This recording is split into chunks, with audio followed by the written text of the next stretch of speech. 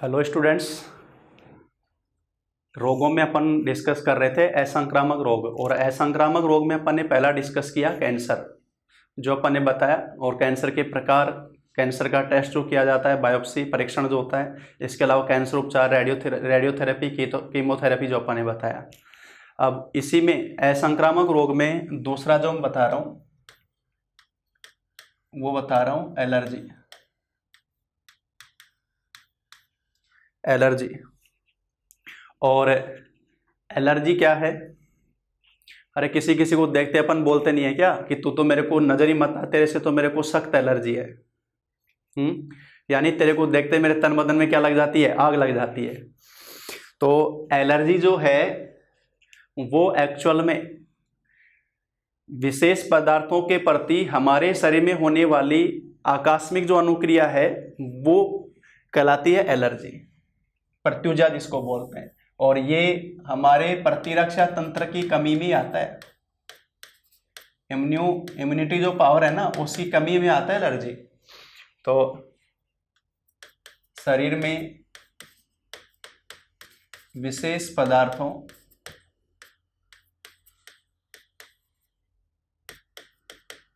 जैसे, अब ये विशेष पदार्थ जैसे मैं कुछ एग्जांपल बता रहा हूँ। पराग कण, जैसे जंतुओं में नरयुग्मक बोला जाता है शुक्राणु, पादपों में नरयुग्मक बोला जाता है परागकण, पोलन ग्रेन। विशेष पदार्थों जैसे परागकण, धूलकण,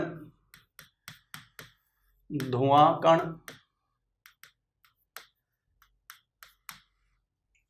शरीर में विशेष पदार्थों जैसे परागकण, धूलकण, धुआं कण, कोई भी विशेष रसायन आदि के प्रति होने वाली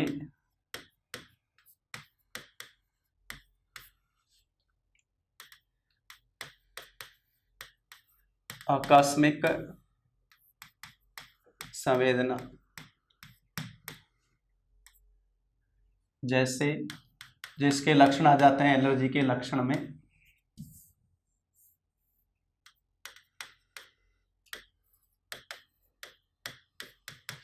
लगातार छींके आना, लगातार छींके आना, श्वास नली में जलन,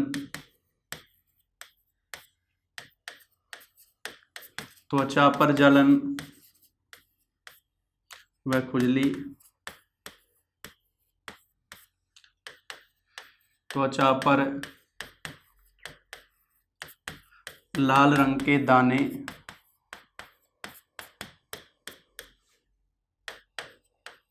त्वचा पर हल्के लाल रंग की फुंसियां हो जाना आदि। ये सारे लक्षण किसके माने जाते हैं भी? एलर्जी के लक्षण माने जाते हैं। तो एलर्जी विशेष पदार्थ के प्रति हमारे शरीर में होने वाली जो संवेदना पर प्रकट करते हैं, वो आकस्मिक संवेदना प्रकट जो होती है वो एलर्जी है। और एलर्जी के समय रुधिर में हिस्टामिन की मात्रा बढ़ जाती है। हिस्टामिन बताया था अपन ने कि WBC से स्रावित पदार्थ है। लीवर में हिस्टामिन जो कि प्रोटीन है उसका निर्माण होता है, और हिस्टामिन रुधिर वाहिनियों का क्या करता है? प्रसार करता है। क्योंकि एलर्जी के समय रुधिर वाहिनियों का संकुचन होता है, तो रुधिर वाहिनियों के प्रसार के लिए हिस्टामिन स्रावित होता है। तो हिस्टामिन एक लक्षण आता भी एलर्जी के समय किसकी मात्रा बढ़ जाती है, तो आप बताइए हिस्टामिन के। तो वो पॉइंट मैं यहाँ नोट करा देता हूँ। एलर्जी के समय रुधिर में हिस्टामिन की मात्रा बढ़ जाती है। हिस्टामिन की मात्रा बढ़ जाती है।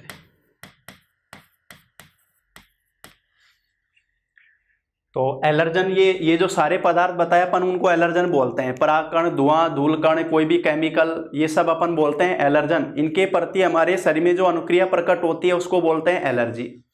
और ये रोग भी असंक्रामक है, व्यक्ति विशेष को ही प्रभावित करता है। तो ध्यान रखना, एलर्जी में बहुत कंफ्यूज भी होते हैं कि एलर्जी को भी हम संक्रामक बोल देते हैं। और ये एक विशेष ये भी पॉइंट है, क्वेश्चन बनता है ये, एलर्जी के समय रुधिर में किसकी मात्रा बढ़ जाती है? तो बताओगे हिस्टामिन की मात्रा बढ़ जाती है। असंक्रामक रोग में अगला बता रहा हूं मैं, पार्किंसन रोग।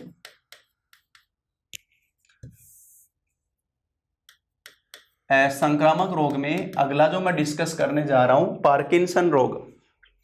देखो ये जो रोग है, ये रोग केंद्रीय तंत्रिका तंत्र, खासतौर से मस्तिष्क, केंद्रीय तंत्रिका तंत्र में अपन ने दो पढ़ा था, मस्तिष्क और मेरुरज्जु। तो ये जो है केंद्रीय तंत्रिका तंत्र को प्रभावित करता है और हमारे मस्तिष्क में डोपामीन जो स्रावित होता है उसका स्तर इसमें घट जाता है। डोपामीन का स्रावित घट जाता है ना, तो का स्राव घट जाता है, तो उसकी वजह से ये जो पार्किंसन रोग बताया जाता है। इसमें होता क्या है कि हमारी जो तंत्रिकाएं हैं वो प्रॉपर शरीर का बैलेंस जो करती हैं, ऐच्छिक पेशियां, वो कार्य प्रॉपर नहीं हो पाता है। मांसपेशियां कठोर हो जाती हैं और व्यक्ति बैठते उठते समय, चलते समय कठिनाई महसूस करता है। ऐसे व्यक्ति के शरीर में लगातार क्रैम्प रहता है, हाथ पैर वगैरह हमें क्रैम्प करते रहते हैं, दुखते रहते हैं। आवाज़ प्रॉपर या बोल नहीं पाता है प्रॉपर, सिर का वो जो मानसिक उसकी क्षमता है वो कम हो जाती है। ये सारे लक्षण किस में आते हैं? पार्किंसन में। तो एक तरह से लगी जैसे वो चलता भी है तो अनबैलेंस की स्थिति में रहता है। कई बच्चों को देखते हो, क्योंकि ये तंत्रिका प्लेट में, भ्रूणीय अवस्था में तंत्रिका प्लेट में संबंधित विकार है। जब भ्रूण जो अपन पढ़ते हैं, भ्रूणीय अवस्था में सबसे पहले बनती है नर्व प्लेट, और न्यूरल डिफेक्ट की वजह से प्रॉब्लम आती है, पार्किंसन जो बोलते हैं। तो पहली चीज तो ये कि पार्किंसन जो रोग है, यह रोग केंद्रीय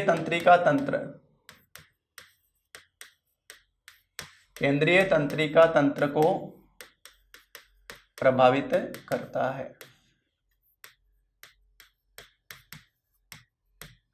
यह भ्रूणीय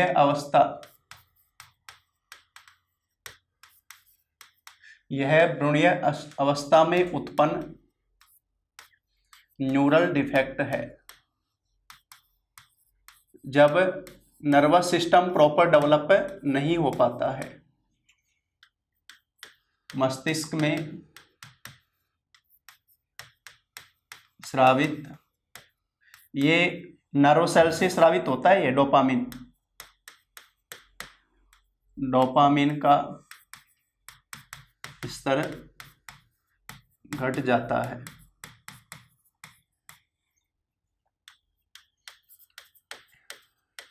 इसमें मांसपेशियां कठोर हो जाती हैं।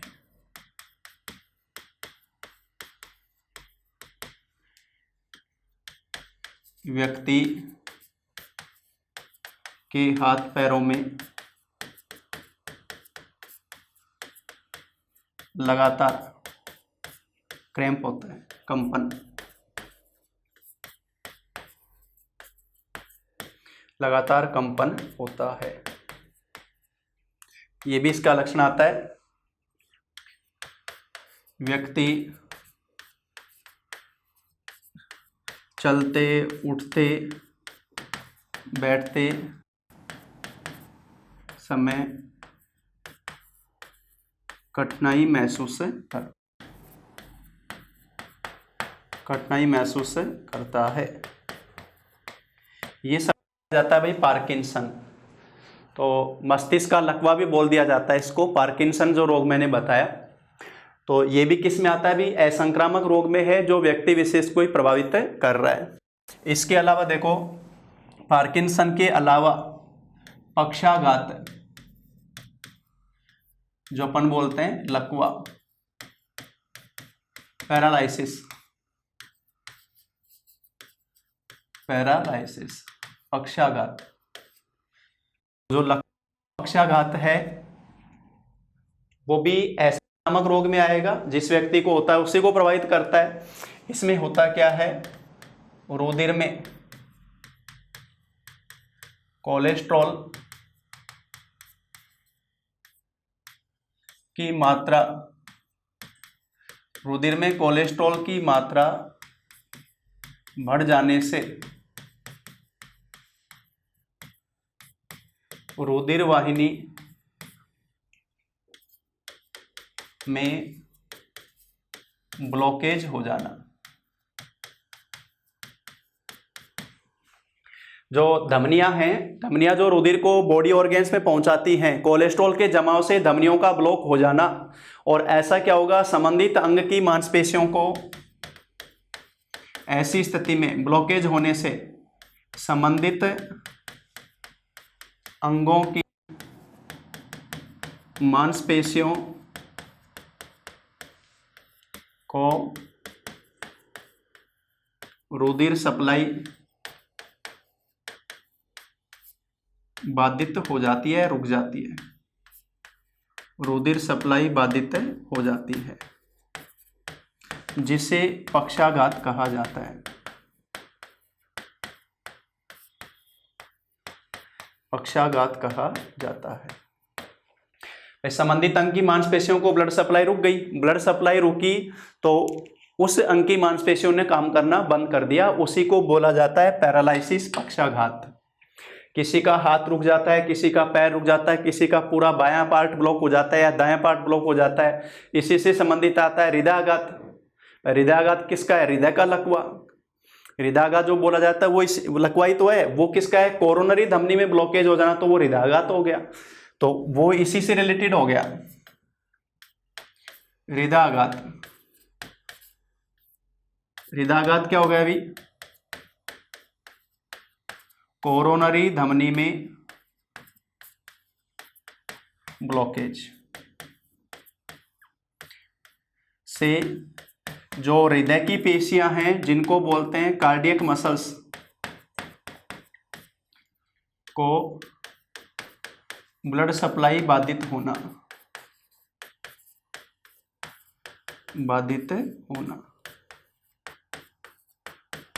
वो बोला जाता है हृदयाघात। तो वो पक्षाघात का ही पार्ट हो गया हृदयाघात। भाई कोरोनरी धमनी जो हृदय को ब्लड सप्लाई कर रही है, कार्डियक मसल्स को ब्लड सप्लाई कर रही है, उसमें ब्लॉकेज हो गया तो उसको बोला गया हार्ट अटैक, हृदयाघात, इस तरह से स्थिति। इसके अलावा देखो बहुत सारे असंक्रामक रोग अपन ने जब अपन तंत्रों को अध्ययन कर रहे थे, जैसे अपन बात करें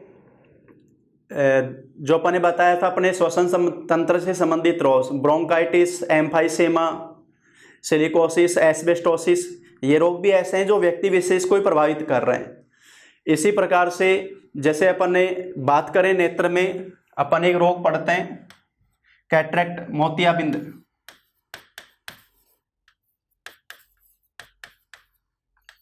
मोतियाबिंद कैटरेक्ट, क्या है भी,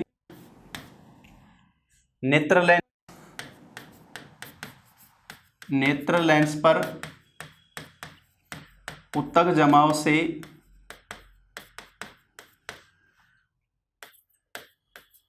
नेत्र लेंस की पारदर्शिता कमजोर हो जाना, पारदर्शिता कम हो जाना।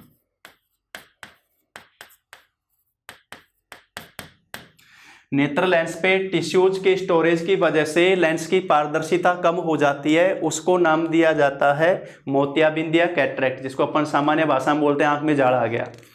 और ऐसी स्थिति में लेजर के द्वारा इस टिश्यूज को हटाया जाता है, जो अपन दूरबीन वाला ऑपरेशन बोलते हैं ना सामान्य भाषा में, लेजर ही तो है। लेजर के द्वारा उस टिश्यू जो जम गए उनको हटा दिया जाता है, रिमूव कर दिया जाता है, तो उससे पारदर्शिता बढ़ जाती है वापस। वो कैटरेक्ट, मोतियाबिंद, ये भी क्या है, असंक्रामक रोग है, व्यक्ति विशेष से ही संबंधित है।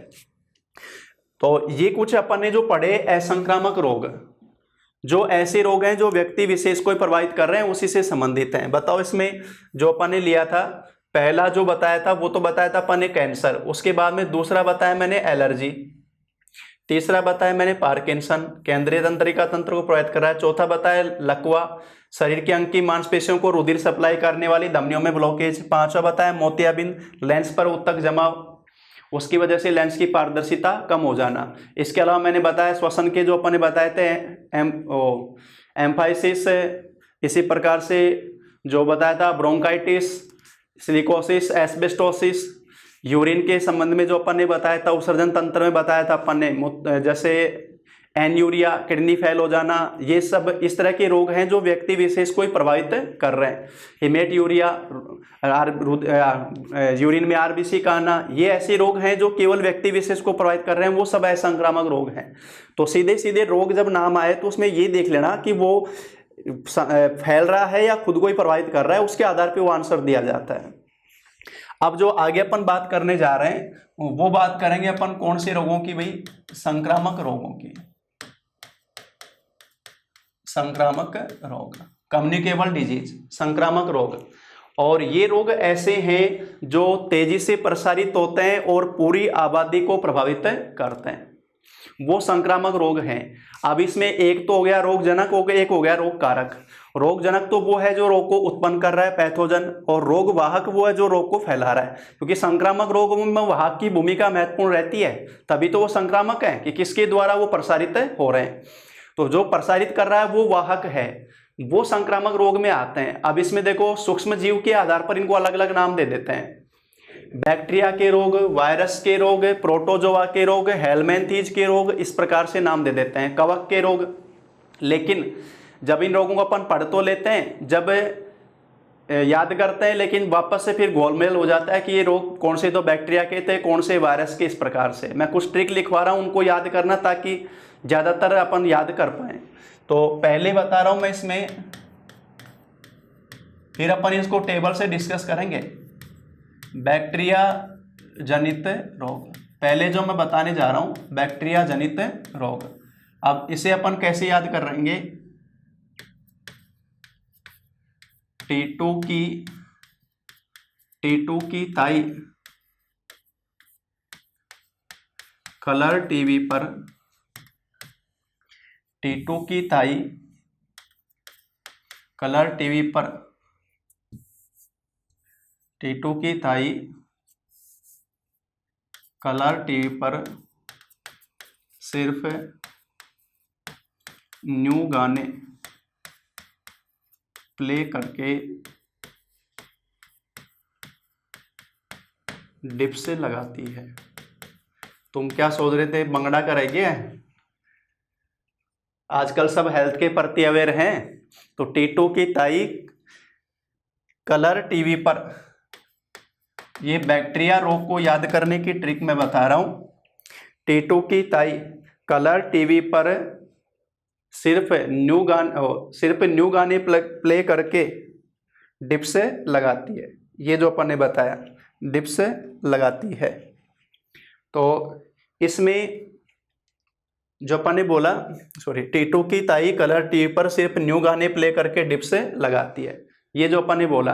अब इसमें जो अपन ने नाम दिया कि ये जो ट्रिक जो मैंने लिखी है, इसमें देखो बैक्टीरिया के रोग किस किस प्रकार से आ रहे हैं। मैंने ट्रिक में लिखा क्या है, T2 की ताई कलर टीवी पर सिर्फ न्यू गाने प्ले करके डिप्स लगाती है। इस लाइन को आप याद करोगे, लाइन याद रहेगी तो बैक्टीरिया के रोग जैसे इस प्रकार से अपने पास आ जाएगा। देखो रोगों में जो क्वेश्चन आता है, फर्स्ट ऑफ ऑल टाइप का क्वेश्चन जो आता है वो क्या आता है कि आपको कोई भी रोग दे देते हैं और फिर पूछते हैं बताओ ये रोग आनुवांशिक है, संक्रामक है या असंक्रामक है। तो उनकी पहचान अपन ने अलग अलग बताई एग्जाम्पल के साथ में। दूसरा फिर रोग दिया जाता है आपको और फिर पूछा जाता है बताओ ये रोग संक्रामक में, जैसे कोई रोग दे दिया और फिर आपसे पूछा बताओ ये रोग बैक्टीरिया का है, बताओ ये रोग वायरस का है, बताओ ये कवक का है या प्रोटोजोआ का है, इस तरह से पूछा जाता है। सेकेंड टाइप का क्वेश्चन जो हो गया वो इस प्रकार से हो गया। अब उसके बाद में थर्ड टाइप जो बोला जाता है, थर्ड टाइप जो क्वेश्चन आता है वो क्वेश्चन क्या बनता है कि जो सेकंड टाइप जो मैं बताना चाह रहा हूँ कि जैसे आपकी बार आपको संक्रामक रोग का नाम दे दिया, पूछा बताओ ये बैक्टीरिया वायरस किसका रोग है, तो आप इस ट्रिक की सहायता से उनमें पहचान सकते हो। अब इसमें देखो जो अपन ने लिखा है उसमें ध्यान दो, T2 इससे बैक्टीरिया का रोग लिखा मैंने टिटनेस, ताई से आ गया टाइफाइड जिसको अपन बोलते हैं आंत्र ज्वर, टाइफाइड आंत्र ज्वर। कलर से आ गया अभी कोलेरा जिसको बोला जाता है हेजा। टीबी से आ गया तपेदिक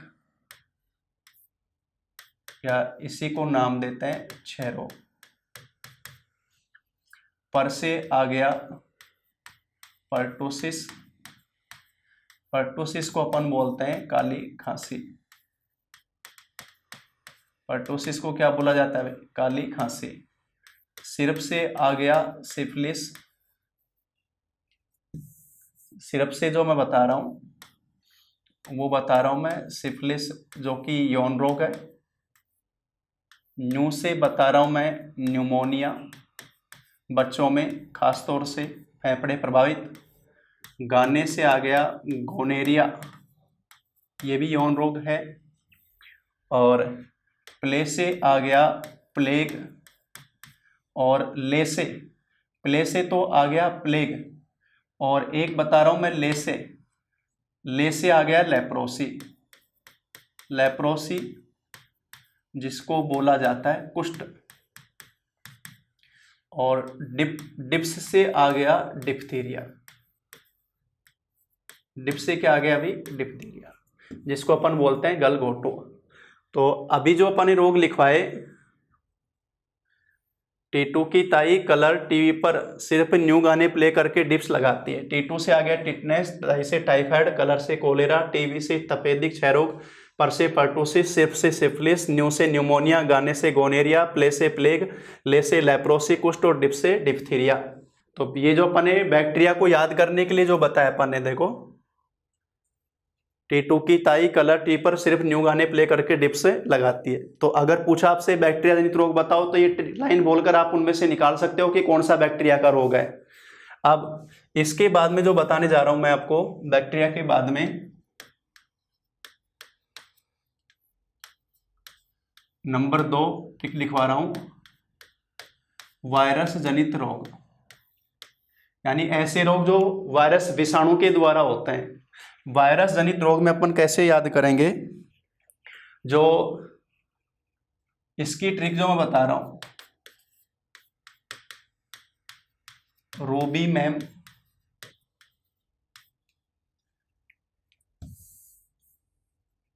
रोबीमैम, पीली डंगरी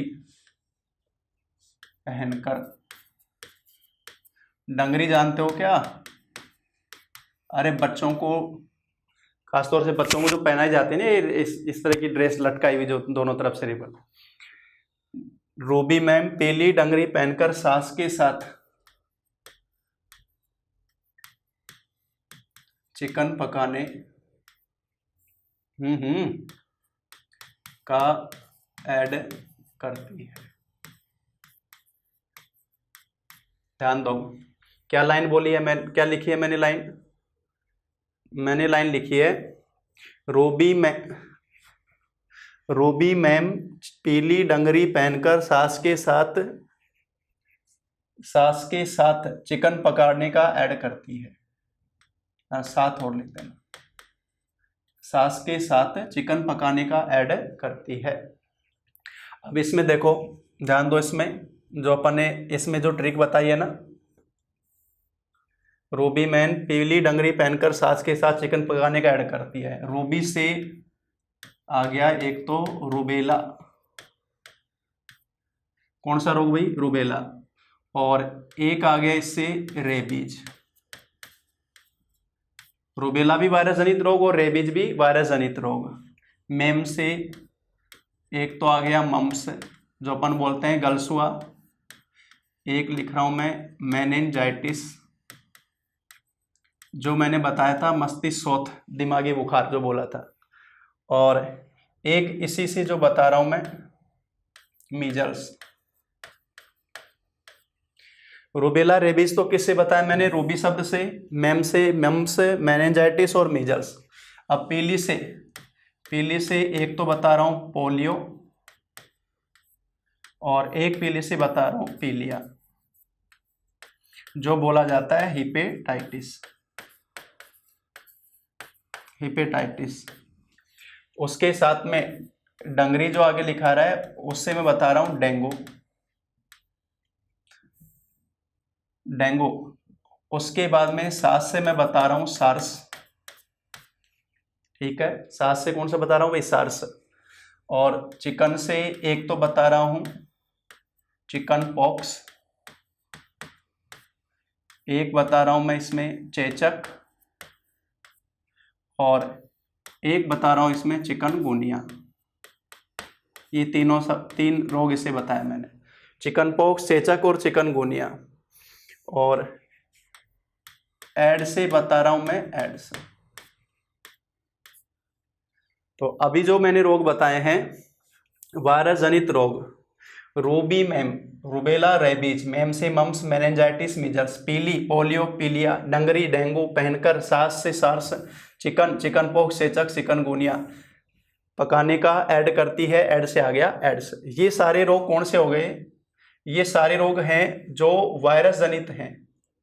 देखो अब इस पर वायरस जनित रोग, तो अगर आपसे क्वेश्चन में आया ऑप्शन दे दिया, पूछा बताओ इनमें से कौन सा रोग वायरस से होने वाला है, तो इनमें से आप पढ़ेंगे, ये लाइन पढ़कर आप ये रोग बोल सकते हो कि ये सारे कौन से रोग आ रहे हैं भाई, वायरस जनित रोग हैं। जल्दी से इस लाइन को नोट करो, फिर अगली ट्रिक जो अपन बता रहे हैं, पहला बताया अपन ने बैक्टीरिया के लिए और अब दूसरा बताया अपन ने वायरस के लिए। ठीक है भाई, अब देखो अगली जो मैं ट्रिक लिखवा रहा हूं बैक्टीरिया वायरस के बाद में, अगली मैं बता रहा हूं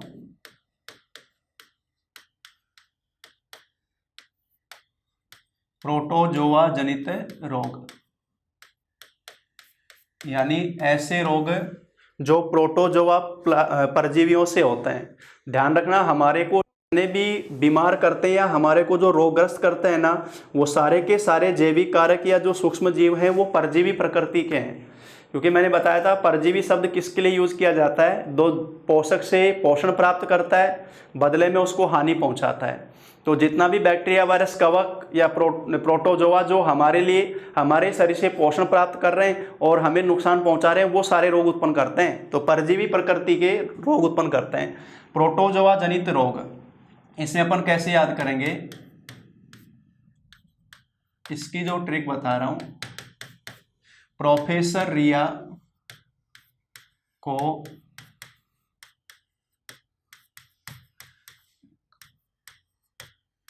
काला सोना पेश किया, प्रोफेसर रिया को काला सोना पेश किया। अब देखो रिया से एक तो आ गया मलेरिया, एक आ गया इससे डायरिया, और एक आ गया इससे पायरिया। मलेरिया, डायरिया, पायरिया, तीनों के तीनों हैं प्रोटोजोआ के रोग, परजीवी प्रोटोजोआ के। काला से आ गया काला अजार, काला अजार। सोना से आ गया निद्रा, निद्रा रोग। और पेच से आ गया अभी पेचिस, जिसको अपन खूनी दस्त भी बोलते हैं, पेचिस, यानी पतला मल जिसके साथ में आरबीसी आना, ब्लड आना, वो पेचिस बोला जाता है, खूनी दस्त बोलते हैं। तो मलेरिया, डायरिया, पायरिया, कालाजार, निद्रा रोग, पेचिस, ये सारे के सारे रोग वो हैं जो किसके द्वारा जनित है भाई, प्रोटोजोआ परजीवी के द्वारा। यानी वो प्रोटोजोआ अपन ने बताया एक कोशिकीय यूकेरियोटिक जीव, अमीबा भी इसी में आता है, लेकिन अमीबा परजीवी नहीं है। युगलिना भी इसमें आता है, लेकिन वो भी परजीवी नहीं है। जो परजीवी है वो रोग उत्पन्न कर रहे हैं, प्रोटोजोआ जनित रोग जो अपन ने बताया। इसके बाद में देखो अगला जो अपन बता रहे हैं वो बता रहे हैं हेलमिंथेज जनित रोग, हेलमिंथेज जनित रोग। हेलमिंथेज बताए थे अपन ने सूत्रकृमि, जो दो प्रकार से बताए थे, एस्के हेलमिंथेज गोलकृमि और प्लेटी हेलमिंथेज बताए थे चपटे कर्मी। तो हेलमिंथेज वो हेलमिंथेज जो परजीवी हैं वो रोग उत्पन्न करते हैं, उनमें कौन से आते हैं। तो हेलमिंथेज में अपन किस तरह से लिखेंगे, टीना व नीरो, टीना व नीरो एसके के साथ, एसके के साथ हाथी पर घूमे।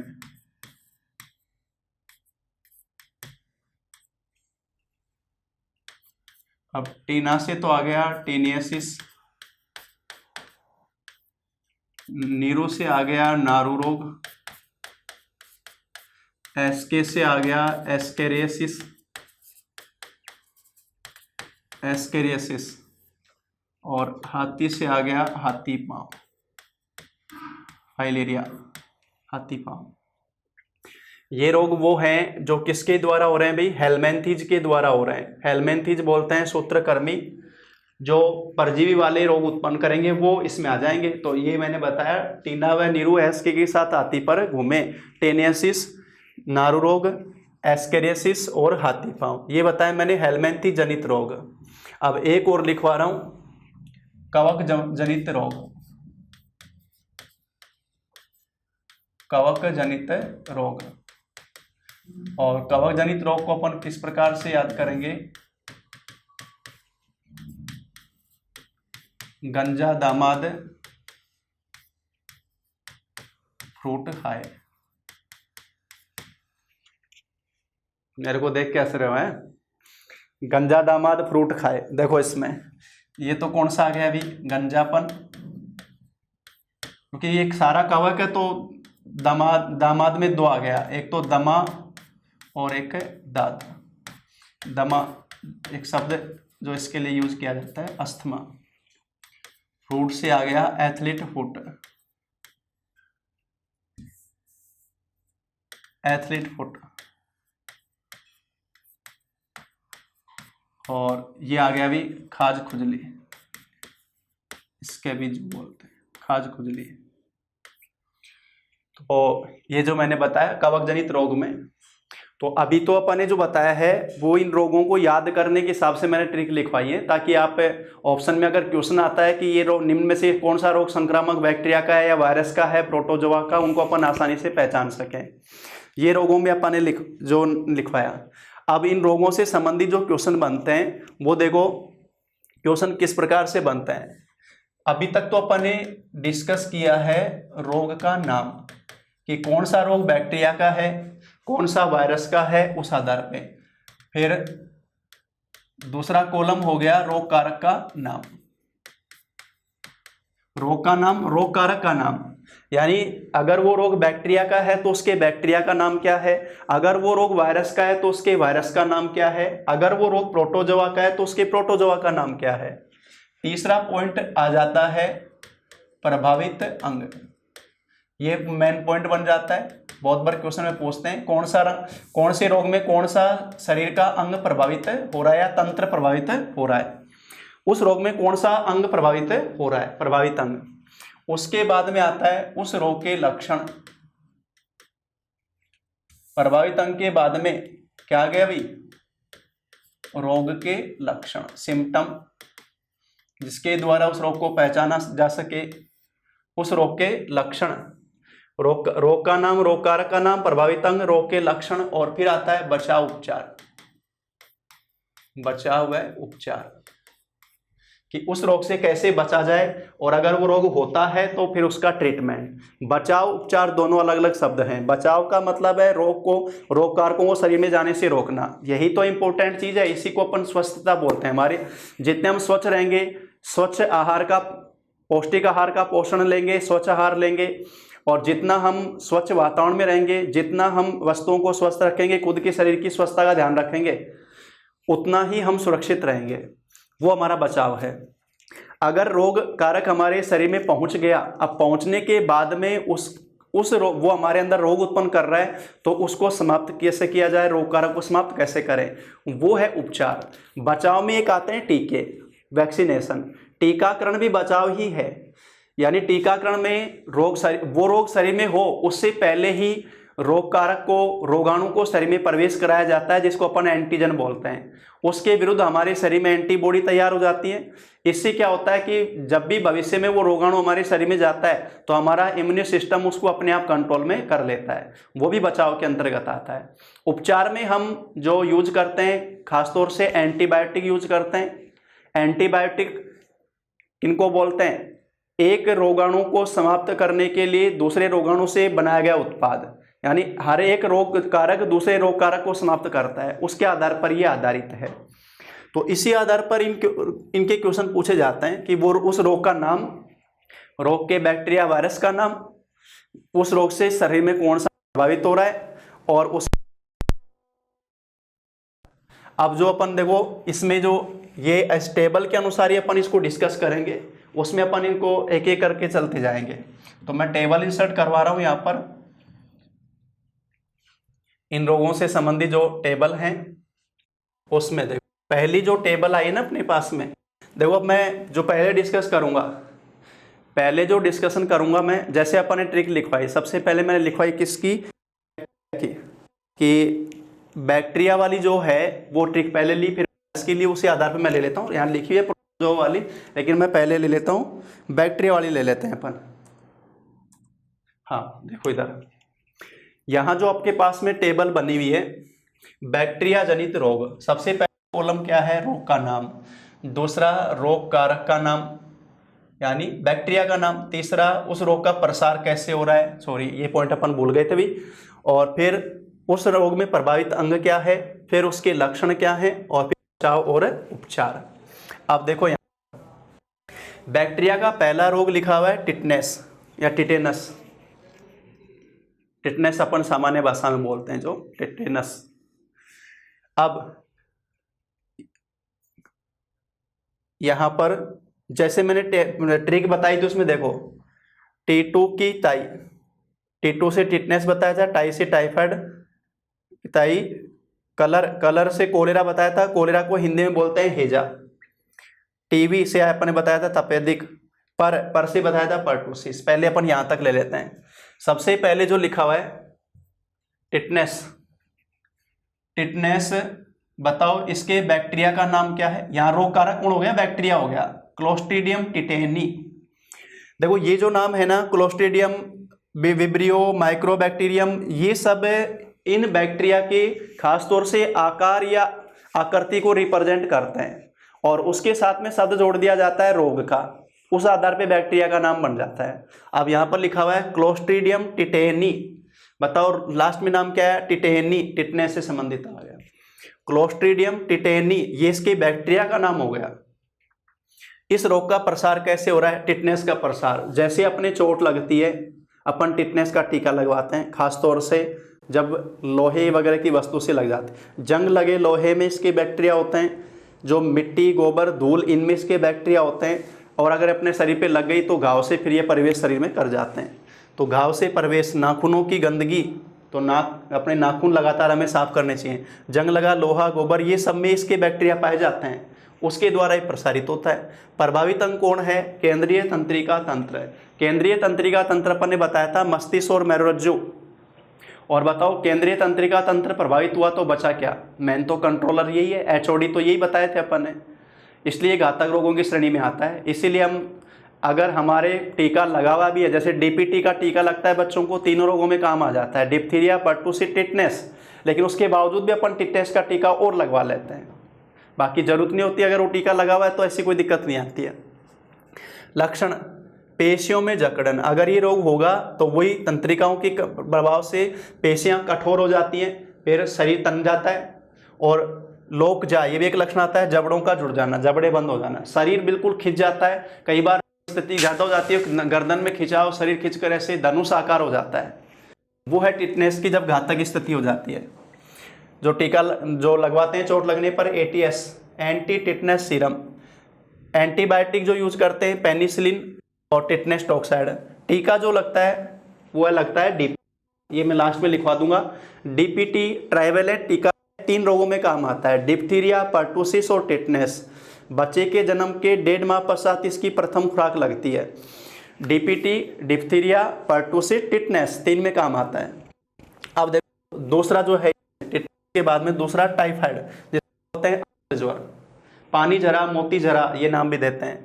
इसका रोग कारक बैक्टीरिया कौन हो गया, साल्मोनेला टाइफी, टाइफाइड से नाम क्या आ गया, टाइफी। प्रसार कैसे हो रहा है, संदूषित पानी व भोजन, संदूषित जल और भोजन। संदूषित शब्द किस लिए यूज किया था, इन्फेक्टेड, ऐसा पदार्थ जिसमें बैक्टीरिया वायरस प्रेजेंट हो, जैसे संदूषित जल का मतलब ऐसा जल जिसमें बैक्टीरिया वायरस प्रेजेंट, संदूषित भोजन का मतलब ऐसा भोजन जिसमें बैक्टीरिया वायरस प्रेजेंट। तो संदूषित जल और भोजन से ये रोग प्रसारित होता है। प्रभावित अंग है पाचन तंत्र, खासतौर से आंत्र।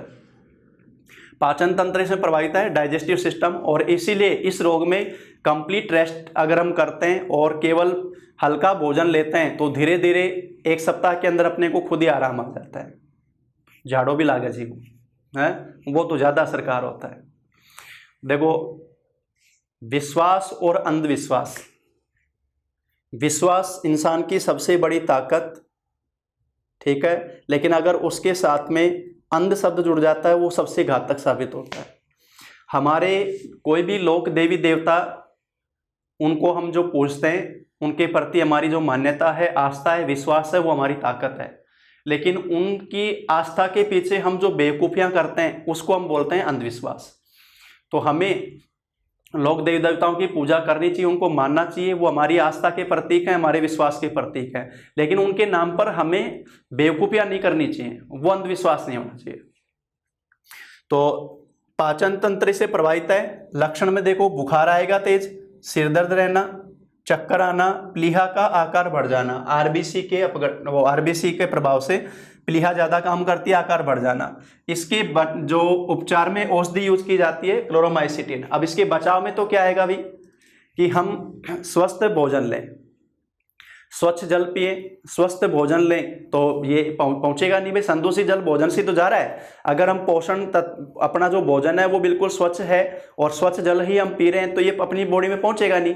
अगर पहुंचता है तो फिर उपचार में क्लोरोमाइसिटिन जो है, टीका इसका इसी के नाम से बोला जाता है। टाइफाइड का टीका इसका इसी के नाम से बोलते हैं, टीबी का टीका बोलते हैं, वो लास्ट में लिखाऊंगा टीके में सारे। अगला रोग हेजा, हेजा को इंग्लिश में बोलते हैं कोलेरा। क्या बोला जाता है अभी? कोलेरा। और उसके आधार पे देखो नाम आया विब्रियो कोलेरी। विब्रियो शब्द आता है कोमा आकार में, बैक्टीरिया हो तो कोलेरी, विब्रियो कोलेरी इसके बैक्टीरिया का नाम हो गया। प्रसार वही संदूषित जल भोजन, मक्खियां, भोजन मक्खियां जो हैं खाद्य पदार्थों पे या ये कहें कि अपशिष्ट पदार्थों पे बैठते रहती हैं। अगर अपना खाद्य पदार्थ खुले में रखा हुआ है तो अगर मक्खियां उस पर आकर बैठेंगी तो डेफिनेटली बैक्टीरिया पहुंचेगा। तो एक तो बाहर का खाना खुले, अगर हम बाहर रेस्टोरेंट में भी खाना खा रहे हैं तो हमें वहाँ स्वस्थ ये देख लेना चाहिए कि वहाँ पर स्वस्थ भोजन मिल रहा है कि स्वच्छ और साफ भोजन मिल रहा है कि नहीं मिल रहा है।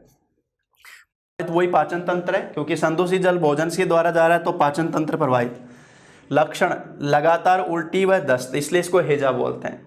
और पेट में ऐंठन, निर्जलीकरण, लगातार उल्टी दस्त से शरीर में सोडियम की कमी हुई, जल की कमी हुई, निर्जलीकरण, डिहाइड्रेशन की स्थिति, और इसलिए घातक हो जाता है। और उपचार में बचाव तो टीका इसका इसी के नाम से जानते हैं, हेजे का टीका। उपचार में क्या करते हैं, निर्जलीकरण होता है तो ORS घोल दिया जाता है। और ORS है oral rehydrate solution, oral rehydrated solution, जल की सोडियम की पूर्ति करना। ध्यान रखना, निर्जलीकरण सोडियम की कमी से होता है। किसी कमी से होता है सोडियम, और सोडियम निष्कासित हो रहा है तो जल का भी निष्कासन होगा, वो स्थिति आई है। तो ये जो स्थिति बताते हैं ORS जो लेते हैं हेजे के अंदर। तपेदिक, टीबी, इसको एक नीचे एक शब्द लिखा हुआ है कोच का रोग। टीबी का जो बैक्टीरिया है वो रॉबर्ट कोच ने बताया था, उस आधार पर इसको कोच का रोग भी बोला जाता है। टीबी का रोगकारक बैक्टीरिया कौन हो गया, माइक्रोबैक्टीरियम ट्यूबरक्लोसिस। टीबी का पूरा नाम आ गया ट्यूबरक्लोसिस। माइक्रोबैक्टीरियम सूक्ष्म आकार जो बैक्टीरिया इसकी प्रजाति आती है। प्रसार कैसे हो रहा है, रोगी के थूक, बलगम, खांसी व वस्त्रों के संपर्क से। श्वसन तंत्र से संबंधित रोग है ना, तो उसकी श्वास के अगर उसके पास में हम बैठे हैं तो उसके श्वास के माध्यम से जो भी ड्रॉपलेट वगैरह निकलती हैं, उनका कफ वगैरह होता है, उसमें इसके बैक्टीरिया पाए जाते हैं, उनकी स्थिति से होगा। प्रभावित है फेफड़े, श्वसन तंत्र, रेस्पिरेटरी सिस्टम। बुखार रहना, रात्रि में पसीना आना, ये विशेष लक्षण है इसका। भूख की कमी, इसलिए बोलते हैं 6 रोग। लगातार शरीर के भार में कमी, भूख की कमी, शरीर के भार में कमी, इसलिए बोलते हैं 6 रोग कि लगातार शरीर का वजन घटता जा रहा है। तो ये टीबी के जो लक्षण बताए जाते हैं। इसमें टीका जो लगता है BCG का टीका, बैसिलस कैलमेटिगुरिन, बैसिलस कैलमेटिगुरिन, BCG का टीका जन्म के प्रथम सप्ताह के दौरान ये लगाया जाता है। बच्चे को जन्मते ही पहला टीका लगता है हेपेटाइटिस बी का, पहले BCG लगता था, हेपेटाइटिस बी जन्म के 24 घंटे के दौरान, और 1 वीक के दौरान लग जाता है BCG का टीका। तो अब ये नंबर 2 हो गया है। और जो एंटीबायोटिक यूज करते हैं स्ट्रेप्टोमाइसिन, एक इसकी जो तपेदिक की जो उपचार पद्धति है डॉट्स, ये काफ़ी सुनते हो आप, टीवी वगैरह पे भी ऐड आता रहता है। टीबी मुक्त करने के लिए भारत को लगातार अभियान चल रहा है। डॉट्स गवर्नमेंट का पूरा स्कीम है, directly observe treatment short course, इसका पूरा नाम है directly observe treatment short course, dots का जो पूरा नाम बोला जाता है। इसमें देखो, रोगी व्यक्ति में टीबी की स्थिति के आधार पर नियमित बेसिस पर, रेगुलर बेसिस पर उसको निश्चित मिलीग्राम की मात्रा खुराक दी जाती है और ये ट्रीटमेंट उसे लगातार लेना होता है पर डे बेसिस पर। अगर अपन दवाई मिस कर देते हैं तो फिर हमें उसी प्रकार से वापस शुरुआत करनी होती है। तो ये ट्रीटमेंट रेगुलर बेसिस पे चलता है, रेगुलर बेसिस पे उसको निश्चित मात्रा में खुराक दी जाती है, वो है डोट्स जो बोला जाता है। व्यक्ति की टीबी की स्थिति के अनुसार ये 3 माह, 6 माह, 9 माह, 12 महीने, 18 माह उस प्रकार से पूरा ट्रीटमेंट चलता है। लेकिन इस पद्धति से उपचार कराने में हर तरह की टीबी को जड़ से खत्म किया जा सकता है। साथ में जरूरी है प्रोटीन डाइट, क्योंकि शरीर का लगातार टूटता है ना, प्रोटीन डाइट बहुत जरूरी है ताकि शरीर में प्रतिरोधक क्षमता बढ़े और बैक्टीरिया प्रभावित नहीं हो पाए, शरीर को नुकसान न कर पाए। अगला जो बता रहा हूँ पर्टोसिस, जिसको बोलते हैं काली खांसी, इसके बैक्टीरिया का नाम है बार्डेला पर्टोसिस, वही रोग का नाम आ गया। प्रसार कैसे हो रहा है? रोगी व्यक्ति का संपर्क, थूक, बलगम, सेम वही, क्योंकि ये भी श्वसन तंत्र से संबंधित है। लगातार खांसी रहना, खांसने पर कुत्ते के भौंकने जैसी आवाज, इसलिए बोलते हैं कुकर खांसी भी बोलते हैं इसको, खांसने पर कुत्ते के भौंकने जैसी आवाज, ये इसका साफ लक्षण है। डीपीटी का टीका 3 में बताया था, डिप्थीरिया, पर्टुसिस, टिटनेस, यहाँ पर 2 आ गए हैं, टिटनेस आ गया है और पर्टुसिस आ गया है। तो अभी जो अपन ने बताए बैक्टीरिया के 5 रोग बताए, टिटनेस, टाइफाइड, हेजा, तपेदिक और पर्टुसिस। इस रोग का बैक्टीरिया का नाम क्या है, प्रसार कैसे हो रहा है, प्रभावित अंग क्या है, लक्षण क्या क्या आ रहे हैं और उसका बचाव उपचार, ये अपन ने डिस्कस किया। इसके बाद में देखो बैक्टीरिया में अगला, बैक्टीरिया के अंदर ही अगला रोग जो आ रहा है सिफिलिस, यौन रोग है। बैक्टीरिया का नाम है ट्रेपोनेमा पैलिडम और प्रभावित, इसका प्रसार कैसे हो रहा है, रोगी व्यक्ति के साथ यौन संपर्क से। यौन रोग है तो जिस व्यक्ति को ये हो रखा है, क्योंकि जनांग प्रभावित होते हैं, अगर व्यक्ति के साथ लैंगिक संपर्क होगा असुरक्षित तरीके से तो ये रोग उसमें हो जाएगा। प्रभावित अंग जनांग, जनांगों पर लाल रंग के दाने बनना, खुजली होना, शरीर पर चकत्ते बनना। जनांगों पर लाल रंग के दाने बनते हैं, लगातार खुजली रहती है और शरीर पर इसमें चकत्ते और बनते हैं, ये भी लक्षण आता है। और एंटीबायोटिक जो यूज करते हैं पेनिसिलिन। न्यूमोनिया, तो हमारे जनांगों की भी लगातार सफाई, नियमित रूप से सफाई होना जरूरी है। न्यूमोनिया जो बच्चों में खासतौर से सर्दी में प्रभावित होता है। डिप्लोकोकस न्यूमोनिस के बैक्टीरिया का नाम, प्रसार हो रहा है मिट्टी, धूल और तेज ठंड से। प्रभावित अंग है फेफड़े, तेज बुखार, सांस में कठिनाई, फेफड़ों में सूजन। इसमें प्लूरल तरल की मात्रा बढ़ जाती है, फेफड़ों में सूजन, प्लूरेसी जो अपन ने बताया था। और एमडीटी का टीका, मल्टी ड्रग ट्रीटमेंट, एमडीटी का पूरा नाम क्या आता है, मल्टी ड्रग ट्रीटमेंट। गोनेरिया, ये सब मैं लिखाऊंगा आपको लास्ट में। गोनोरिया जो आता है माइसेरिया गोनेराई, इसके बैक्टीरिया का नाम, रोगी व्यक्ति के साथ वही यौन संपर्क, क्योंकि ये भी यौन रोग है। प्रभावित जनांग, मूत्र मार्ग में म्यूकस का स्राव, श्लेष्मा का स्राव, जोड़ों में दर्द, बांझपन, ज्यादा हो जाता है तो बांझपन, महिलाओं में वो स्थिति जो बनती है। और एंटीबायोटिक्स में भी क्या यूज करते हैं भी, पेनिसिलिन। प्लेग जिसको बोला जाता है पेस्टिस, प्लेग को बोलते हैं भी पेस्टिस। और देखो इसके बैक्टीरिया का नाम येरेसिनिया पेस्टिस। इसका प्रसार हो रहा है चूहों के द्वारा।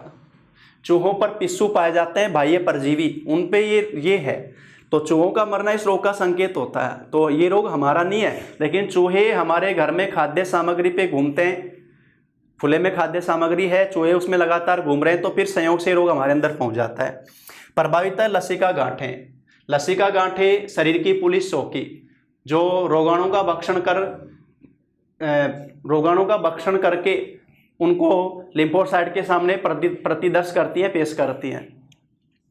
जांग व आंख में गिल्टियां बनना, यहाँ पर अपने लसिका गांठें पाई जाती हैं। अपने आर्म में और ग्रोइन में, आर्मपिट और ग्रोइन में लसिका गांठें पाई जाती हैं। उनमें उन लसिका गांठों में सूजन होती है तो यहाँ पर गिल्टियां बन जाती हैं, दर्द होता है यहाँ पर। चूहों को बचाव सीधा है, चूहों को खाद्य सामग्री से दूर हटा के रखा जाए। और उपचार में जो यूज करते हैं स्ट्रेप्टोमाइसिन, सल्फा ड्रग्स, विशेष रूप से सल्फा ड्रग्स जो है। कुष्ठ रोग, जिसको कोढ़ भी बोलते हैं अपन, कोढ़ कुष्ठ रोग। लेप्रोसी, इसको एक नाम दिया जाता है हैंसन का रोग, साइंटिस्ट के नाम के आधार पर, हैंसन का रोग। माइक्रोबैक्टीरियम लेप्री, लेप्रोसी से लेप्री आ गया।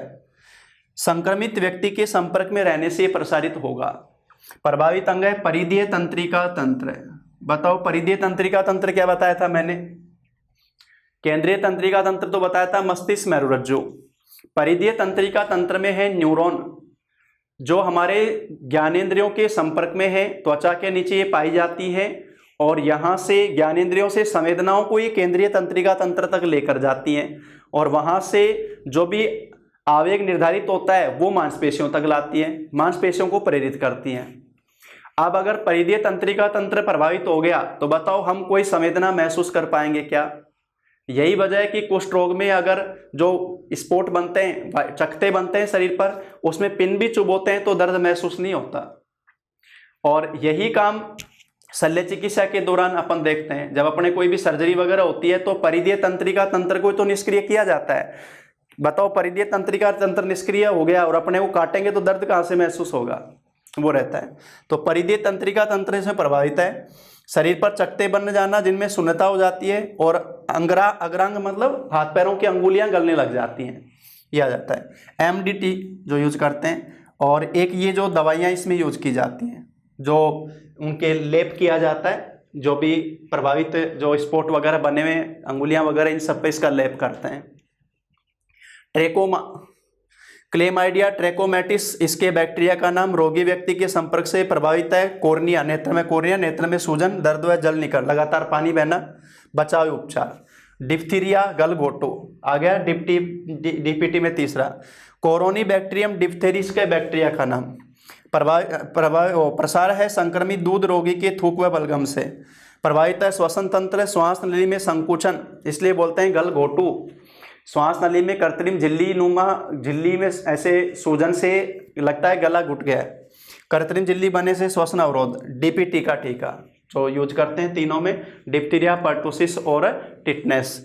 तो अभी जो अपन ने डिस्कस किए वो डिस्कस किए बैक्टीरिया जनित रोग, बैक्टीरिया से होने वाले सारे रोग अपन ने बताए। अगली क्लास में अपन डिस्कस करेंगे वायरस जनित रोग, वो पढ़ेंगे अपन अगली क्लास में।